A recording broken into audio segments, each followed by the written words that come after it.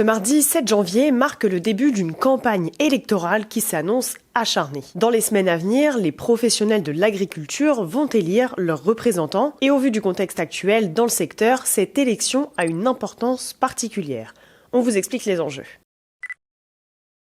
Cette année, comme tous les 6 ans, les acteurs du monde agricole sont appelés à voter pour choisir leurs représentants au sein des chambres d'agriculture départementales, interdépartementales et territoriales. Le vote n'aura lieu qu'entre les 15 et 31 janvier, mais la campagne débute aujourd'hui. Au total, plus de 2,2 millions d'électeurs, dont 179 000 en Bretagne, sont appelés à voter. De ces élections dépendent les orientations prises par les chambres, dont le rôle est d'améliorer la performance économique, sociale et environnementale des exploitations selon le code rural. En clair, elles appliquent les réformes, conseillent les agriculteurs, pilotent des programmes d'innovation, etc. Mais alors, pourquoi cette année l'élection semble plus importante que les autres années ? Déjà, les syndicats espèrent remobiliser les électeurs. En 2019, lors des dernières élections professionnelles, moins d'un agriculteur sur 2 avait voté. Mais les syndicats espèrent que la crise agricole qui a secoué le secteur ces derniers mois encouragera les votants à s'exprimer. Les résultats pourraient aussi mettre fin à l'hégémonie de la Fédération nationale des syndicats d'exploitants agricoles. Aujourd'hui, sur 101 chambres d'agriculture au total, 97 sont dirigées par la FNSEA et ses alliés,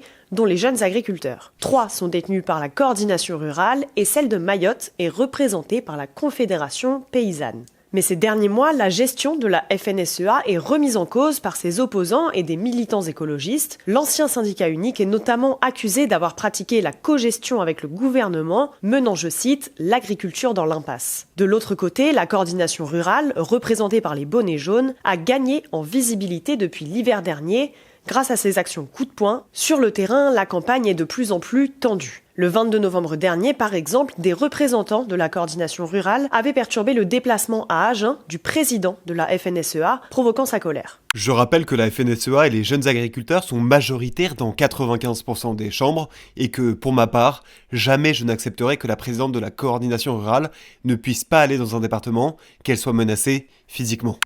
Soucieuse de marquer des points durant la campagne, la coordination rurale continue sa stratégie offensive. Le deuxième syndicat agricole est par exemple à l'initiative de la tentative de blocage de Paris qui a échoué ce week-end et a demandé à rencontrer le Premier ministre. Il recevra finalement tous les syndicats agricoles le 13 janvier prochain. La coordination rurale espère ravir entre 15 et 20 chambres à l'alliance majoritaire FNSEA-JA. Les résultats seront proclamés le 6 février prochain, on vous tiendra au courant.